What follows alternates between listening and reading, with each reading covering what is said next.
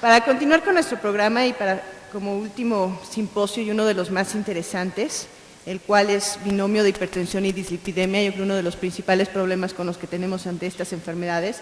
Para mí es un placer presentar al doctor César Ochoa. Él ya nos ha estado aquí introduciendo a nuestros ponentes internacionales. El doctor César Ochoa cada año está participando con nosotros. Él es médico internista endocrinólogo con postdoctorado en obesidad, diabetes y medicina cardiovascular de la USC y actualmente se encuentra laborando en la Western University of Health and Science.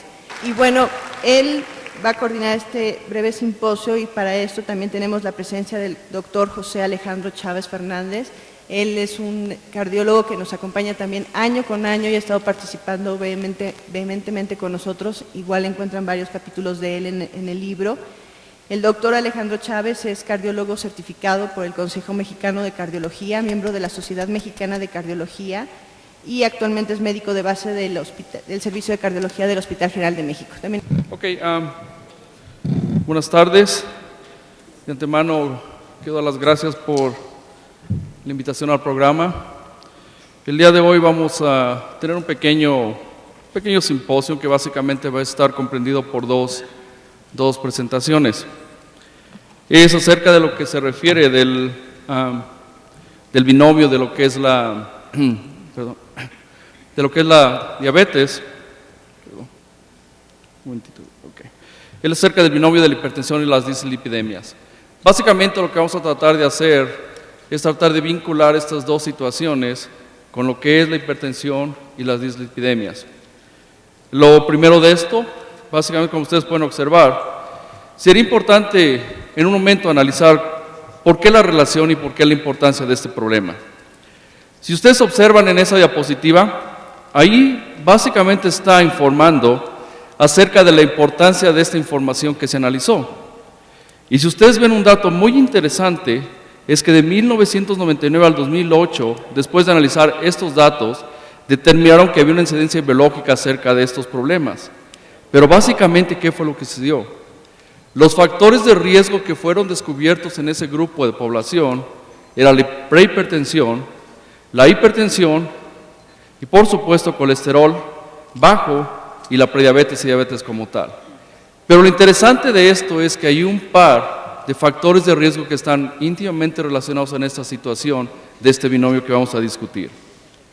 Por supuesto, es interesante en un momento dado ver cómo esto se relaciona y lo que nosotros debemos de entender acerca de este proceso es que desafortunadamente tenemos un problema, no solamente en Estados Unidos sino en el resto del mundo, donde 1 de cada 3 adolescentes de 12 a 19 años de edad tiene sobrepeso o es obeso y tiene factores de riesgo para enfermedades cardiovasculares en el futuro.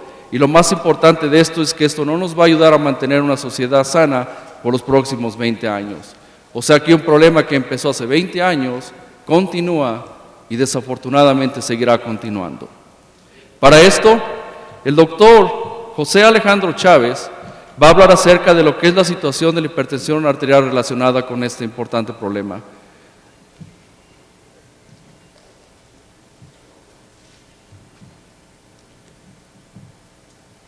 ¿Dónde está el doctor? ¿Me lo robaron? Estaba atrás de mí.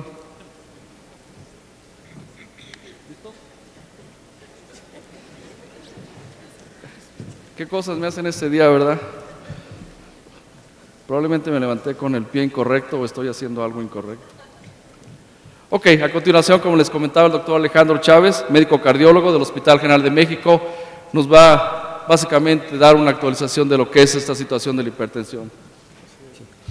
Buenas tardes tengan todos ustedes. Antes que nada, mi eterno agradecimiento a los organizadores por estarme invitando cada año.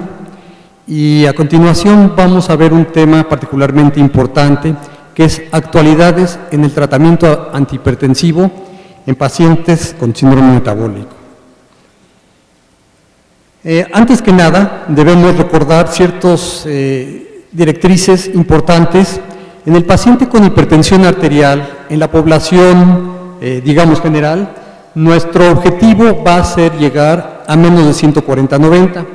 Por supuesto, el paciente diabético, como acabamos de ver en la magnífica presentación previa, está lleno de factores de riesgo y uno de ellos es el hecho vascular, de tal manera que el objetivo va a ser menos de 130/80, en pacientes que además ya tengan daño renal manifiesto, menos de 125/75. De acuerdo a todas las directrices internacionales, hay un eslogan que es entre más bajo mejor, y aquí están todas las directrices internacionales que sustentan esta afirmación.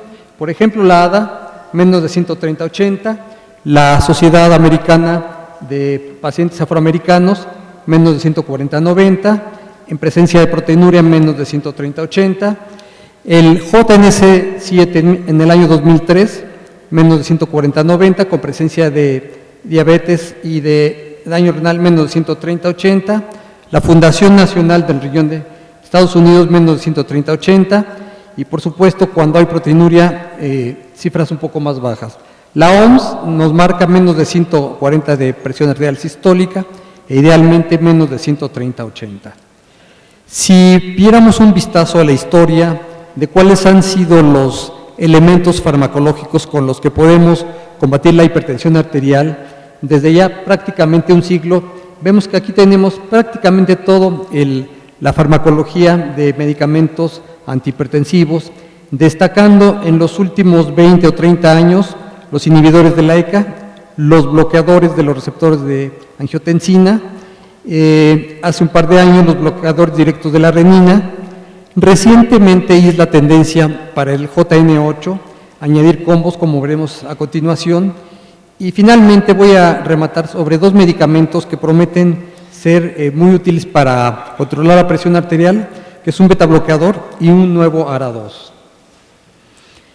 Se está gestando el JN8 y como está la tendencia, aparentemente van a salir varias combinaciones con un calcio antagonista que es el amlodipino. De hecho, en México hace 3 años salió una combinación con un ARA2 y con amlodipino. De hecho, el combo está formado por el valsartán, hasta 320 miligramos, diurético, amlodipino de 5 a 10 miligramos, y vean todos los combos que van a salir en forma próxima. Ya está perfectamente demostrado que bloquear el eje renina-angiotensina con inhibidores de la ECA, con ARA2, tiene un efecto protector en forma importante. En estudios como el LIFE puede retrasar la aparición de diabetes desde un 12 hasta un 37%, y en forma conjunta aquí estamos viendo cómo prácticamente tanto IECAS como ARA2 se empatan para prevenir la aparición de diabetes en pacientes de alto riesgo. Empezando con el medicamento que voy a someter a su consideración, que es un betabloqueador, rápidamente debemos recordar cómo se dividen los betabloqueadores. Se dividen de acuerdo a su capacidad de bloquear receptor tipo beta 1, receptor tipo beta 2 y sobre todo de la actividad de ser anestésico de membrana, es decir, producir mayor o menor bradicardia. Empezamos rápidamente por los betabloqueadores no selectivos, los cuales tienen una acción simpaticomimética intrínseca negativa, el prototipo el propranolol, medicamentos que no producen tanta bradicardia, el pindolol y el carteolol, por mencionar algunos que se encuentran todavía en la farmacopea mexicana. De los betabloqueadores selectivos sin actividad simpaticométrica intrínseca, el atenolol, el esmolol, metoprolol y el bisoprolol, que no se ha utilizado como debería ser. Por el otro lado tenemos el acebutolol y el saliprolol. Desde hace cerca de 12 años salió un grupo de medicamentos que además tienen la característica de tener un efecto bloqueador de los receptores alfa, por lo tanto van a producir óxido nítrico, van a producir vasodilatación, y tenemos el carvedilol, que es excelente además para pacientes con falla cardíaca, y el reciente que salió en México este año es el nebivolol. Las características: es un betabloqueador de tercera generación, su molécula es muy noble y tiene muchas características farmacológicas importantes que vamos a ver a continuación. Tradicionalmente recordábamos que existían receptores y bloqueadores alfa y beta. Y recientemente, cerca de 5 años, surge un tercer elemento que es bloqueo del receptor beta 3, que tiene múltiples efectos metabólicos. Va a estimular, entre otros factores, la lipólisis. Y este medicamento, el nebivolol, tiene esta característica. Tiene dos productos farmacológicos, dextro y levo. Y ¿cuál es la ventaja y cuál es el plus de este betabloqueador? Va a producir vasodilatación y, lo más importante, va a generar óxido nítrico. El óxido nítrico va a disminuir las resistencias vasculares periféricas. Este medicamento es altamente cardioselectivo, con acción vasodilatadora, por lo tanto va a favorecer pacientes de alto riesgo, pacientes con varios factores de riesgo y sobre todo pacientes con insuficiencia cardíaca. Tenemos dos metabolitos, el D-nebivolol y el L-nebivolol. El D va a bloquear en forma selectiva los receptores beta adrenérgicos y el L-nebivolol, desde el punto de vista metabólico, va a interactuar con la vía de la arginina, favoreciendo la producción de óxido nítrico y, por lo tanto, una acción vasodilatadora importante. Si comparáramos la relación entre beta 2 y beta 1 de todos los elementos farmacológicos de beta bloqueadores que disponemos, por ejemplo, el propranolol prácticamente tiene un cociente de 2, implicando que a mayor resultado implica ser más cardioselectivo y, sobre todo, tener una alta especificidad para el receptor beta 1. Aquí vemos como el nebivolol tiene una alta susceptibilidad para este mecanismo farmacológico, siguiendo metoprolol y atenolol. Estos tres medicamentos se separan en forma importante del resto de los medicamentos y el nebivolol por sí mismo es altamente específico para este tipo de acciones. Si vemos la cardioselectividad de estos medicamentos, vean, el nebivolol supera bisoprolol, metoprolol y carvedilol. Estos tres medicamentos, aunque son importantes, el único que, además del nebivolol, va a producir óxido nítrico va a ser carvedilol. El mecanismo de acción es doble. Por un lado, vamos a tener, como ya mencioné, una alta afinidad por los receptores beta 1. Y por otro lado, cuando tenemos el efecto sobre el óxido nítrico, vamos a tener vasodilatación en forma importante. El mecanismo básicamente por el cual el nebivolol estimula el óxido nítrico es que a nivel intracelular va a modificar sobre todo el calcio a nivel intracelular, liberándolo a nivel del citoplasma en las células endoteliales. Posteriormente, esto va a activar la sintetasia del óxido nítrico endotelial, va a incrementar la vía de la L-arginina y, por lo tanto, vamos a tener mayor producción de óxido nítrico. A nivel vascular, el óxido nítrico va a estimular una serie de mecanismos intracelulares y se va a producir vasodilatación. De tal manera que este es un betabloqueador vasodilatador. El único que teníamos en México desde hace cerca de 10 años era el carvedilol. Se administra por vía oral, se absorbe en forma gastrointestinal, no se ve afectado por los alimentos, se metaboliza a nivel hepático.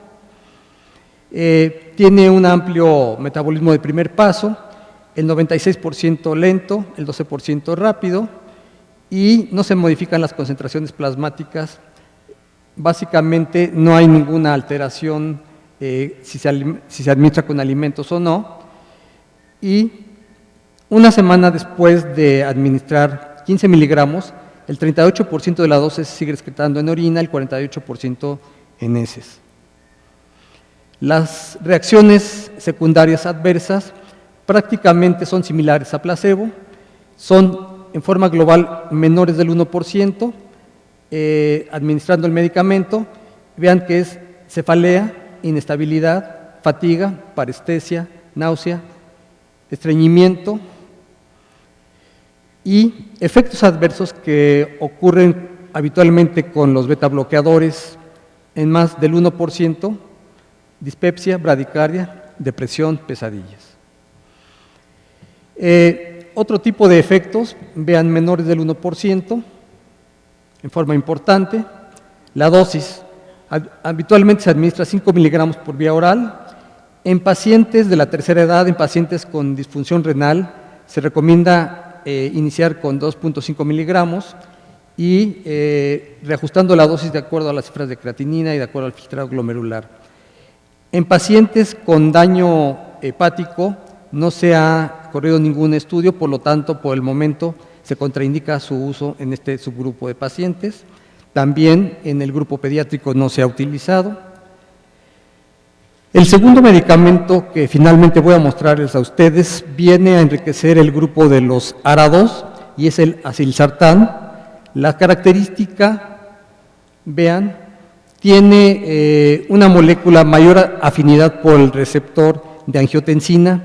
Se supone que este es uno de los pocos ARA2 que una vez que bloquea el receptor de angiotensina lo hace en forma indefinida prácticamente toda la vida media, de tal manera que es altamente selectivo, tiene una disponibilidad del 60%.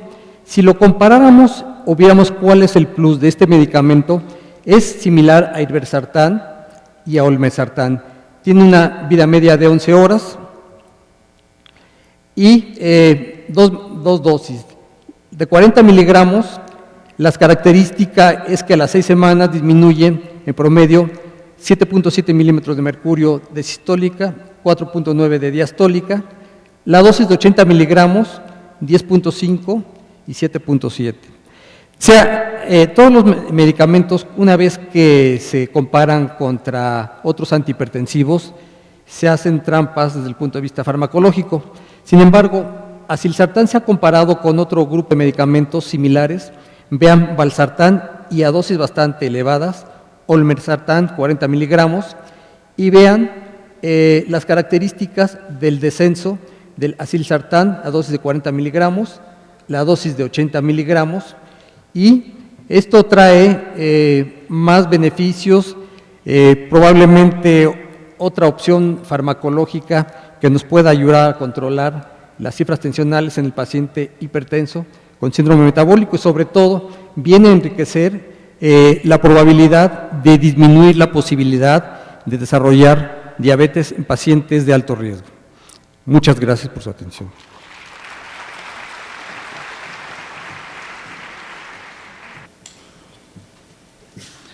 Bueno, el día de hoy voy a tratar de discernir un poco acerca de lo que es la situación de las dislipidemias, ¿ok? Y básicamente relacionado con esta... ¿No está caminando? Ok.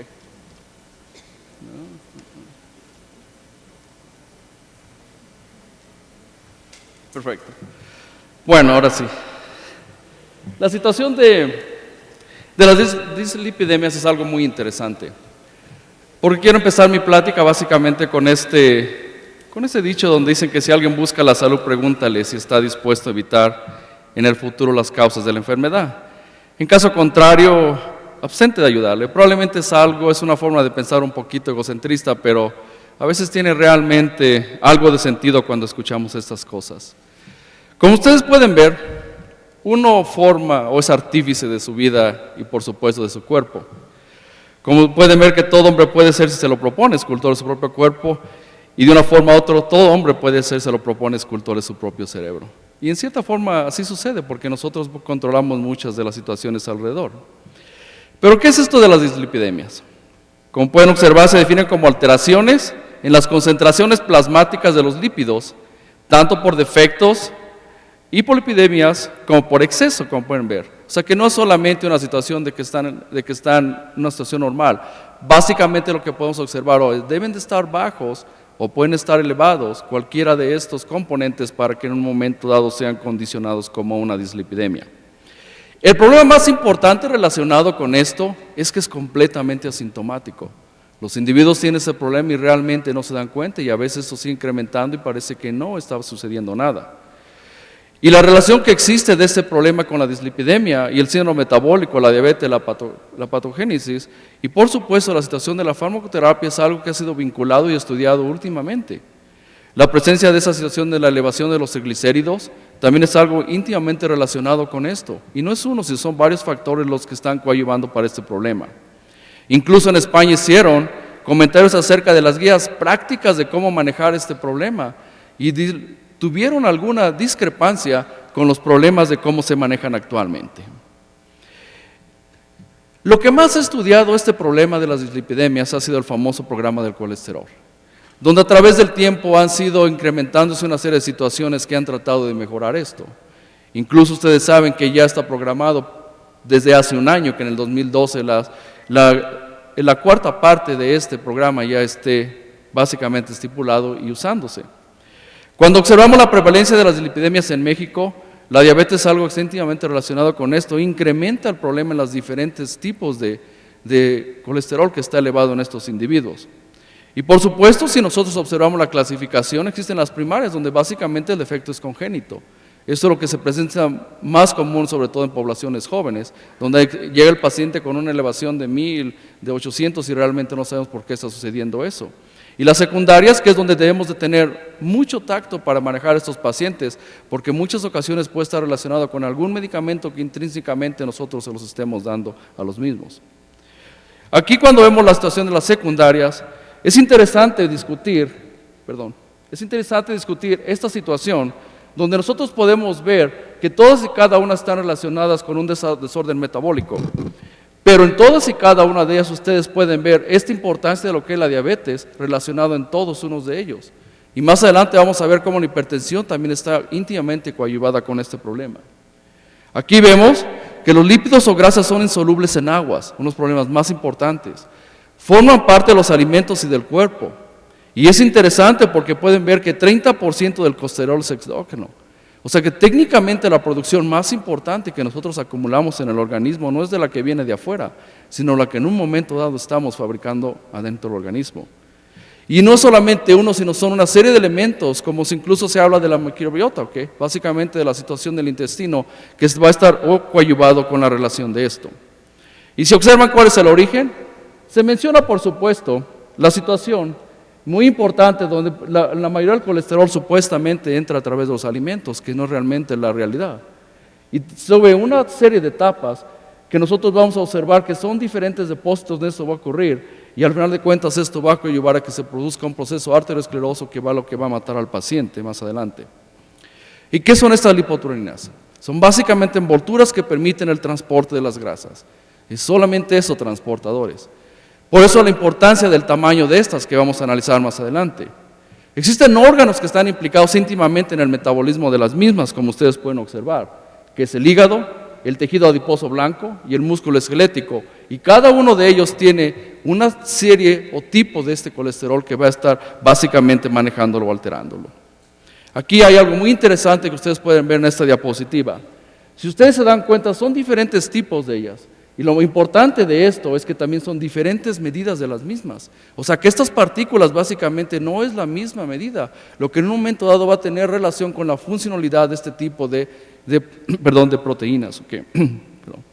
Interesante, porque si ustedes pueden ver básicamente lo que está sucediendo, esta diferencia en la medida o la talla de las proteínas, de estas lipoproteínas va a ser básicamente fundamental cuando en un momento dado a específico tipo de colesterol va a estar elevado en estos pacientes.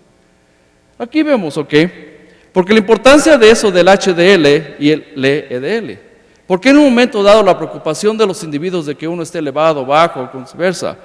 Básicamente la importancia de esto, porque si ustedes observan, el LDL básicamente está considerado que tiene un proceso de proinflamación. A diferencia del HDL, que básicamente es uno que tiene un proceso antiinflamatorio. Técnicamente lo que nosotros podemos ver es que uno va a estar en contra del otro, uno va a ayudar al otro. Si observamos entonces, ¿cuál tipo de colesterol malo? Se considera de esa forma porque es el que va en un momento dado a ocasionar una obstrucción de las arterias o va a producir esa placa. Y el HDL, como ustedes pueden observar, que se considera el bueno, que limpia las arterias llevándose básicamente ese tipo de colesterol fuera de ese lugar. La importancia de esto y por qué la definición de estas, LDL básicamente es la abreviación de esta palabra en inglés, donde nosotros vemos que este tipo de colesterol, de ese tipo de LDL transporta el colesterol al cuerpo, y el HDL, como pueden observar, es el que va a ser responsable de remover este colesterol de la sangre. El LDL se considera, sin duda alguna, el mayor predictor de riesgo coronario, ya que su descenso se acompaña de una disminución de morbilidad y mortalidad coronaria, como nosotros podemos observar. Lo interesante de esto es que cuando observamos el modelo de cómo toda esta trascendencia pasa, unos y otros de una forma u otra van a estar relacionados. Y la forma como estas partículas van a transportar va a ser dependiendo del tipo de ellas y la forma, y por supuesto el tamaño de las mismas. Si observamos entonces, en estas concentraciones altas de ácidos grasos, el metabolismo de las lipoproteínas, el tejido adiposo va a ser un tremendo componente de esto, vital, que nos va a decir a nosotros qué es lo que está sucediendo, porque va a producir una elevación de ácidos grasos y por supuesto los coadyuvantes problemas que esto va a suceder, que al final de cuentas van a ser los factores que van a ocasionar estos procesos arterioscleróticos en los pacientes. Aquí observamos básicamente en una forma de caricatura cómo sucede esto. La infiltración subenteral de LDL, cómo sucede este proceso de oxidación de LDL, cómo en un momento dado estas van a ser cargadas estas partículas y qué va a suceder con ellas. Que se va a producir un proceso de inflamación y fagocitosis de las mismas, lo que va a hacer que estas vayan a ser atrapadas, y por supuesto esto va a producir una remodelación arterial positiva, afortunadamente, pero también se va a producir un proceso de aterogenosis cuando estas se empiezan a acumular y empiezan a ocasionar ese problema. Afortunadamente, no sucede todo esto en todos los individuos, porque va a suceder un proceso de transporte reverso, que es lo que la gente ha tratado de manejar muchas terapias en los pacientes. ¿Y qué es lo que va a suceder? Simplemente esto va a ser removido del cuerpo y va a ocasionar un proceso de aterogenosis por la HDL, lo que explica en un momento dado cómo estas placas están coadyuvando al mismo.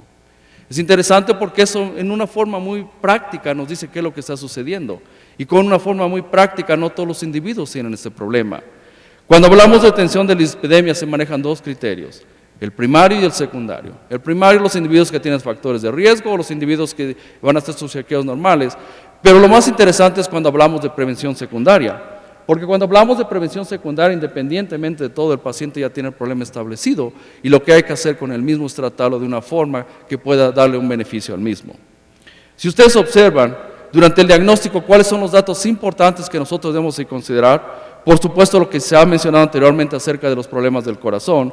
Nosotros tenemos o se ha manejado un programa de Framingham que en un momento dado realmente no está dando la aportación o realmente el valor de riesgo a los individuos porque carece de algunas cosas. Por eso actualmente están incorporando otros tipos de sistemas para evaluar a los individuos. Y por supuesto la situación de que la gente desafortunadamente no tiene un sistema de modificaciones del estilo de vida portal. Pero cuando observamos los factores de riesgo mayores, exclusivos de LDL, que van a modificar las metas que nosotros en un momento dado estamos tratando de lograr, ustedes pueden ver que la hipertensión es algo que va a estar definitivamente. Los medicamentos que se usan para el mismo, por eso la razón de cómo manejar a estos pacientes. Y por supuesto la serie de información que está bien distribuida y en un momento dado conocemos ampliamente. Pero hay otros factores como la obesidad, la inactividad física, la dieta heterogénica, que afortunadamente son factores que se pueden modificar o podemos hacer algo al respecto. Pero es importante conocer las cifras de esto, porque estas cifras que nosotros nos han dado, en un momento dado ciertas asociaciones las han modificado para poder controlar mejor a los pacientes. Aquí observamos lo que son las cifras de total de colesterol, y es importante conocer los nombres para cuando en un momento dado el paciente llegue con nosotros y veamos cómo manejarlo adecuadamente. Aquí pueden ver las cifras de HDL colesterol, cuando se considera alto y bajo, cuando la relación de si en un momento dado ustedes pueden observar, si el individuo, como ustedes pueden observar en esto, van a tener un riesgo aumentado si va a estar menos de 40 y va a ser un riesgo disminuido si va a ser menos de 60 en las dos poblaciones. Y es interesante porque establecen cifras diferentes para los hombres y las mujeres, que es algo que en un momento dado nos puede dar la pauta para un tratamiento de los mismos. Observando lo mismo, aquí vemos cuáles son las cifras que se manejan normalmente para el colesterol de LDL. Y aquí nosotros vemos algo muy interesante, que estas metas en una forma independiente de lo que maneje el ATP, ¿qué es lo que sucede? Ustedes pueden observar que manejan incluso cifras menores cuando en un momento dado el paciente tiene situación de síndrome metabólico o qué, o diabetes, que en un momento dado debemos ser un poquito más estrictos en la forma como vamos a diagnosticar y manejar estos individuos. Es interesante porque si ven ustedes el consenso de estas dos organizaciones, lo mismo están hablando al respecto. Están hablando menos 70 y menos de 100 que lo que normalmente nosotros manejamos. Estamos hablando de cifras un poquito más estrictas para poder manejar a estos pacientes más adecuadamente. Y los triglicéridos, otro componente importante porque va a ser parte de cómo vamos a manejar estos pacientes. Pueden observar la cifra al menos de 150. Y aquí, algo que en un momento dado ha tenido mucho auge en los últimos, probablemente en los últimos meses, la importancia de reconocer cómo el HDL también va a ser un factor coadyuvante y no solamente el LDL. Se menciona que ese tipo de HDL son lipoproteínas heterogéneas y multifuncionales involucradas en el transporte y metabolismo reverso de los lípidos. Que lo que sucede, que en un momento dado le estamos dando más importancia a algo que está acumulando, a algo que en un momento dado puede ayudarnos a remover este tipo de problemas. La evaluación es importantísima, porque como yo les había comentado anteriormente, no es solo la situación de la calidad, de la cantidad, sino también la calidad de este tipo de ¿qué? Se habla incluso actualmente de que hay este tipo de partículas que pueden ser disfuncionales. ¿A qué vamos con eso? Que están presentes pero que no hacen la función adecuada. Y cuando estamos hablando en un momento dado de los diferentes niveles, y por supuesto la medida de la partícula también es bastante importante para nosotros. Y ustedes aquí pueden observar cómo eso sucede, porque dependiendo del tamaño de la partícula, esto va en un momento dado va a estar involucrado cómo ese proceso va a ser. Y por supuesto, el elevado HDL se considera como mecanismo protectivo, pero a pesar de que existe duda acerca de su funcionalidad y esto pudiera estar relacionado con la medida de la molécula, realmente en un momento puede estar alterado todo este mecanismo a ese nivel. Aquí vemos la diferencia entre lo que es el LDL, si es un % bajo, o el HDL, independientemente de cualquiera de ellos, van a tener una repercusión muy importante en lo que es la situación de la enfermedad cardíaca en los pacientes.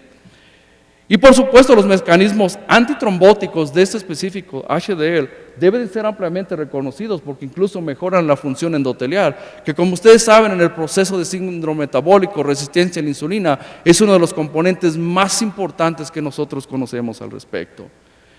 Pero hay que en un momento dado ver cuáles son de las causas más comunes que nosotros enfrentamos acerca del HDL disminuido. Y por supuesto ustedes pueden observar que la situación de la hipertensión, el tratamiento de la misma, va a estar involucrado probablemente en que no estamos manejando adecuadamente. Que lo que sucede, manejamos un evento por un lado y desafortunadamente estamos afectando el otro evento de otra forma. Y algo que se ha manejado también últimamente, la diferencia que existe de este famoso no HDL, que debe ser en un momento dado 30 miligramos, más grande que lo que es la meta del LDL. Importantísimo sobre todo cuando estamos hablando de riesgo residual cardiovascular para los pacientes, que es en un momento algo más detallado de cómo deben de mejorar este tipo de individuos. Pero ¿cómo podemos manejar? Las dislipidemias como la diabetes, la obesidad y todas las enfermedades que nosotros conocemos, básicamente es un tratamiento completamente multidisciplinario. No es solamente la situación de darle medicamento y diagnosticarlo, no. Hay muchos componentes. Afortunadamente, uno de los factores que realmente han tenido importancia y relevancia en manejar a este paciente es la situación del ejercicio, el dejar de fumar y por supuesto el perder de peso. Situaciones que pueden ser modificadas diariamente cualquier individuo y deben dar una importancia al manejo de este tipo de dislipidemias. Cuando observan ustedes entonces, ¿qué es lo que en un momento dado debemos de hacer en la clínica? Si nosotros tenemos un paciente que llega, y le hacemos un perfil completo de lipoproteínas y observamos que el colesterol total en ayunas LDL, HDL y triglicéridos, si esto no se pudiera, lo ideal sería hacerlo en ayunas y se menciona que es muy importante que el individuo tenga un ayuno de cuando menos 12 horas. Si esto no sucede realmente las cifras no van a ser fidedignas para nosotros para manejarlo como un paciente en ayunas. Pero si desafortunadamente sucede que el paciente no está en ayunas por X razón, se solicitará un perfil de lipoproteínas y si el colesterol total es de más de 200 miligramos o el HDL es menos de 40, es un individuo que definitivamente lo tenemos que traer en ayunas para ver realmente cómo esas cifras, cuál es el valor real de ese tipo o de esos resultados. Como la diabetes en otras enfermedades, existen algoritmos para manejar el colesterol elevado y por supuesto existe este tipo de algoritmo para manejar también los triglicéridos. Desafortunadamente, como muchos de estos funcionan para ciertos pacientes, pero desafortunadamente a veces no es lo adecuado para todos los individuos, por eso la situación de un manejo más individualizado. Entonces, cuando hablamos de tratar este tipo de problemas, ¿qué es lo importante que nosotros debemos de reconocer? Hay que identificar qué tipo de dislipidemia tiene el individuo. Individualizar al paciente, explicar al paciente su situación real y cuáles son las posibilidades, y marcar desde el inicio cuáles son los objetivos o metas a alcanzar en los mismos, y reforzar iniciar la educación en los estilos de vida, que es parte importante, e incluso puede ser uno de los factores que controlaría uno de esas específicas lipoproteínas elevadas, y recomendar el tratamiento farmacológico tras los cambios en el estilo de vida o desde el inicio en la función de riesgo.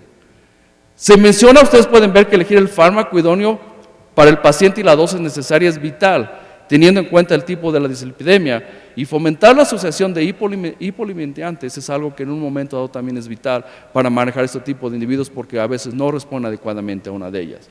Aquí observamos cuáles son los medicamentos que más comúnmente se manejan para la farmacoterapia de las dislipidemias. En un momento vamos a decir información un poquito más detallada de los mismos. Pero lo interesante de todos ellos es que independientemente de cuál de ellos, tienen repercusión en las diferentes lipoproteínas que nosotros observamos. Podemos observar aquí que no solamente los medicamentos, también el efecto en las modificaciones de los estilos de vida cambian de una forma a otra muy importante lo que es la situación, hasta un 5 o un 10% el incremento en estos niveles. Entonces estamos hablando que en un momento dado el simple hecho de comer adecuadamente y modificar o hacer ejercicio nos va a ayudar a resolver parte de este problema. Estamos hablando de que es algo que podemos solucionar bastante favorable. Y aquí pueden observar ustedes que alcanzar los objetivos más agresivos de LDL es cuando la reducción de LDL necesaria es para alcanzar los objetivos recomendados, y sobre todo en pacientes de muy alto riesgo, que son los que son críticos y en un momento dado pueden estar problemas más importantes. Y por supuesto, las dislipidemias mixtas, el riesgo residual debido a las lipoproteínas que yo les mencionaba en estos individuos, y la intolerancia a las dosis máximas, porque hay individuos que no toleran estos medicamentos a las dosis máximas. Los efectos secundarios son bastante importantes y los tenemos que retirar del medicamento, no logrando nuestros objetivos. Cuando nos referimos a lo que es la farmacoterapia, independientemente de las opciones, se menciona que de una forma u otra todos estos medicamentos tienen una buena tolerabilidad al paciente. Y eso es importante porque tenemos opciones para los mismos, solamente que hay que elegir el indicado para ellos. Las estrategias para adherencia a ese tipo de tratamiento es importantísima, porque debemos empezar con un cambio en el estilo de vida y un tratamiento farmacológico, que pueden ver. Con pacientes con triglicéridos de más de 200, colesterol LDL objetivo en el tratamiento, no el HDL, el colesterol, como pueden observar, que va a ser un objetivo secundario, y desafortunadamente mucha gente tiene un poquito más de preocupación acerca de eso y no es realmente lo ideal en este tipo de pacientes. Es importante porque también hay algo que se ha manejado interesantísimo. Dependiendo del tipo de desorden que en un momento dado tengan este tipo de lipoproteínas, si son pequeñas, si son grandes, el porcentaje de población que va a estar afectado por cada una de estas, y en un momento dado las alternativas de tratamiento van a ser completamente diferentes, pero desafortunadamente a veces no tenemos la especificidad para determinar exactamente cuál de ellas va a estar afectada. Los primeros de ellos son los famosos inhibidores de las estatinas, que reducen el LDL, como pueden observar ustedes, hasta de un 18-55%, y los triglicéridos de un 7 a un 30%. El aumento del HDL se considera de un 5 a un 15%, y los efectos secundarios, como ustedes pueden ser, son las miopatías, que estos pacientes a veces empiezan con dolores musculares muy importantes, que es lo que al final de cuentas tenemos que acabar retirándolos. Las contraindicaciones son importantes, porque en un momento si el paciente tiene enfermedad hepática, no van a estar indicados si no podemos utilizar estos medicamentos. Y por supuesto la situación de la complejidad con otros medicamentos. Aquí observamos los tipos de estatinas que se manejan y por supuesto las dosis de las mismas. Si continuamos con eso, podemos ver que los beneficios terapéuticos de las estatinas definitivamente van a ser la reducción de eventos coronarios y algunos otros padecimientos muy importantes. Incluso ustedes pueden observar la falla cardíaca, también producen una reducción muy importante, como habíamos escuchado anteriormente. Los fibratos, otro tipo de medicamento, también la disminución es importante, sobre todo el LDL, de un 5 a 20%, por supuesto con triglicéridos normales, porque si en un momento dado el paciente tiene triglicéridos anormales y le damos fibratos, el tratamiento no va a ser el indicado. Pueden observar ustedes que aumentan el LDL, disminuyen los triglicéridos de un 20 a 50%, y los efectos colaterales de la dispepsia también producen situaciones de dolores musculares, pero no tan intensos como los anteriores. Y las contraindicaciones, enfermedad renal o también enfermedad hepática severa en este tipo de individuos. son de los más comunes que se manejan y por supuesto pueden ver las dosis de los mismos. Y aquí también nosotros podemos, en un momento dado, observar los beneficios terapéuticos que van a reducir la progresión de lesiones coronarias, que es importantísimo en este tipo de pacientes. El otro componente de ellos, perdón, se pegó esto, y ya lo arruiné. Ok, perfecto. Que dijeron ya no lo va a hacer. Okay. Los secuestradores de ácidos biliares, como ustedes pueden observar, perdón, en un momento dado es otro de los tratamientos que se manejan al respecto, también producen unas reducciones importantes al respecto. No son de los más ocurridos en este medio. Los efectos colaterales son importantes y saben también ustedes que muchos de ellos se les han encontrado efectos antidiabéticos que a veces son manejados de esa forma. Contraindicaciones, por lo mismo, si el paciente tiene una situación de problemas de, como pueden observar, una alteración de lipoproteínas y diabetes unida, básicamente va a haber una contraindicación del mismo. Y pacientes que tienen más de 400 triglicéridos, realmente este medicamento no va a funcionar, como podemos ver. Las drogas más comunes que se manejan, ahí las pueden observar ustedes, las dosis también están indicadas en la misma, y en un momento dado, como les decía, no muy socorridas en este ambiente, pero sí son utilizadas en algunas partes. Estos secuestradores tienen una importancia muy importante, que reduce los eventos coronarios mayores, a diferencia de los otros que en un momento dado no tienen esa repercusión, y reduce la mortalidad por enfermedad vascular. Por eso es que en un momento da la importancia de a veces asociarlos con los otros medicamentos, porque estamos tratando de corroborar uno de los efectos que realmente no ha sido cubierto de otra forma. Si ustedes observan, el ácido nicotínico también tiene efectos un poco no tan importantes como los anteriores, pero también es indicado el problema de que muchas ocasiones en pacientes diabéticos no lo podemos dar porque produce hiperglicemias y otro tipo de alteraciones importantes, y las contraindicaciones al igual que las anteriores, enfermedad hepática y la úlcera péptica. Aquí vemos los más importantes de ellos y las dosis. En el ácido nicotínico, si no damos la dosis adecuada de este medicamento, absolutamente no trabaja. Por eso es que en un momento es muy importante lograr las dosis máximas en estos pacientes. Y los beneficios, al igual, reducción de eventos coronarios y posible reducción de mortalidad total, que es lo que básicamente le ha dado la pauta para que este medicamento continúe. Algo de lo que últimamente se ha hablado de los omega. Desafortunadamente se dice que no fueron cardioprotective, pero en un momento dado la FDA, no hace mucho, en el julio de 27, aprobó otro tipo de omega. Y la razón por la que aprobó es que básicamente este estaba produciendo un beneficio en los triglicéridos de los pacientes, fue la única razón por la que fue aprobado en un par de estudios que fueron realizados al respecto. Ahora existen ese tipo de medicamentos, 2 de ellos que básicamente pueden ser indicados con prescripción médica. Otro tipo de medicamentos que se han manejado al respecto son los famosos CETP, que estos inhibidores básicamente lo que hacen producen la inhibición de una proteína, que básicamente está tratando de evitar esa asociación de los diferentes colesteroles. ¿Qué es lo que sucede? Va a mejorar los niveles de lípidos. Y la idea de inhibir este componente, aquí lo vamos a ver nosotros, es básicamente, si ustedes observan, al inhibir este componente vamos a tener una repercusión en estos componentes y vamos a tener una mejoría en lo que es el BLD y el HDL, por supuesto. ¿Okay? Es interesante porque aquí también podemos observar en esta gráfica cómo en un momento si inhibimos esto, vamos a completamente mejorar este proceso y vamos a ocasionar que ese tipo de lipoproteínas estén básicamente controladas o tengamos efectos favorables para la misma.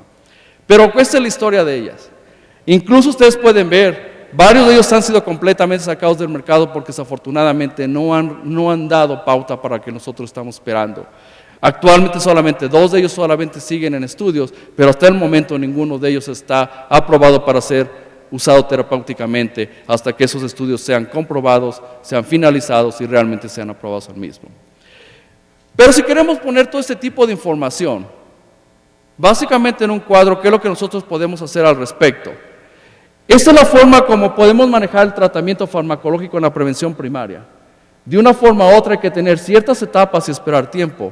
Porque este es el problema más importante. En muchas ocasiones no esperamos y no le damos oportunidad a los medicamentos o a las diferentes terapéuticas que nosotros utilicemos a que esto realmente haya una repercusión importante. Si ustedes observan, el objetivo sobre todo también de lo que es la situación secundaria es más que nada el objetivo tener menos de 100 miligramos. La mayoría de pacientes requieren tratamiento farmacológico y primero hay que alcanzar los objetivos de LDL, que es situación importantísima en estos aspectos. Y por supuesto, los cambios en el estilo de vida es algo que debemos de seguir de una forma u otra y es muy importante en este tipo de pacientes. Y la situación o lo que nosotros hablamos acerca de estas situaciones dietéticas o pautas o directrices para mejorar en un momento dado, esto nos va a ayudar a que estos pacientes tengan algo más importante y en un momento tener mejoría en esas elevaciones. Actualmente, como les había mencionado, el ATP3 es el que está en boje, pero el ATP4 está próximo a salir. Y es interesante porque este no solamente va a tener cambio en lo que es la situación del colesterol, sino también va a repercutir en lo que es la situación de lo que es de lo que va a ser hipertensión y otro tipo de problemas relacionados con el mismo. Lo interesante de esto es que básicamente las propuestas que en un momento dado ellos están a punto de publicar es algo que ya de una forma u otra también se están empezando a motivar a la gente a que las utilice. Ustedes pueden observar que se refuerza el cambio de estilo de vida de una forma u otra. Se mantiene la utilidad del tratamiento para reducir el LDL, o sea que básicamente siguen enfocados en lo mismo. Pero lo interesante de esto, como pueden ver, es que se efectúa en un momento dado la posibilidad de que nosotros tengamos nuevos horizontes para ver qué podemos hacer con este tipo o tratar estas dislipidemias. Es algo que ahora debemos de tener otras alternativas porque los medicamentos que hasta el momento están trabajando adecuadamente en algunos pacientes, pero no son los ideales para todos ellos. Por eso la serie en un momento dado de situaciones que tenemos en el futuro para esto. La que se ha manejado más favorable es básicamente lo que yo les indicaba acerca de si es ahora el LDL o el HDL el que realmente debemos de tratar de mejorar. Independientemente de lo que sea, como clínicos debemos de tratar los dos y llevarlos a las metas adecuadas. Pero la importancia de eso es que ustedes pueden ver que las implicaciones terapéuticas del mismo es elevar los niveles séricos de HDL, que básicamente en un momento dado si tenemos pacientes diabéticos va a ser lo mejor para ellos porque vamos a tener un control glucémico mucho mejor. Y la forma como también podemos hablar al respecto, como ustedes pueden observar con los famosos cambios de vida y la farmacoterapia indicada a este tipo de individuos. Esto es básicamente, como ustedes pueden observar, lo que básicamente es la idea del futuro. No solamente enfocarlos a lo que es el LDE, sino también en un momento dado enfocarse en el mismo, pero también ver la importancia del HDL y por supuesto los triglicéridos que de una forma u otra regula esa importancia de situación fisiopatológica en esos tres componentes.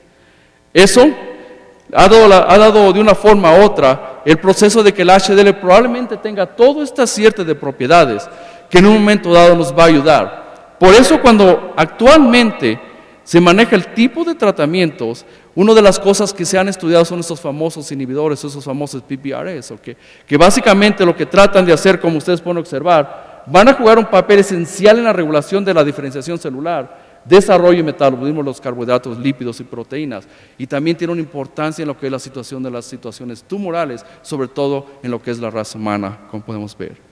Aquí vemos como de una forma u otra esta relación existe, que es muy importante.